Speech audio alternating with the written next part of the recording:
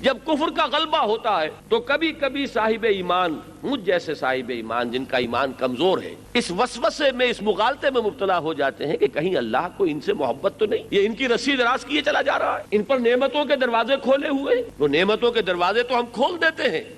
تاکہ ان کا خبث، ان کے اندر کی ناپاکی پورے طور پر ظاہر ہو جائے۔ بہرحال جو مغالطہ ہو جاتا ہے، کوئی مسلمان جو مارے کھا رہا تھا، پٹ رہا تھا، کبھی سوچتا ہوگا کیا اللہ کو ابو جہل سے کوئی محبت ہے کہ اس کا ہاتھ شل نہیں کر رہا، اس پر فالج نہیں گر رہا، یہ کس زور شور کے ساتھ کوڑے برسا رہا ہے سمیہ پر رضی اللہ تعالی عنہ، یہ کس طرح آزما رہا ہے اور کس طریقے سے تکلیفیں پہنچا رہا ہے حضرت یاسر کو رضی اللہ تعالی عنہ۔ اللہ قادر ہے کہ اس کے ہاتھ کو شل کر دے، اللہ قادر ہے کہ اس پر ابھی فالج گر جائے۔ تو کیا وجہ ہے اس وسوسے کی نفی کی؟ انہ لا یحب الکافرین،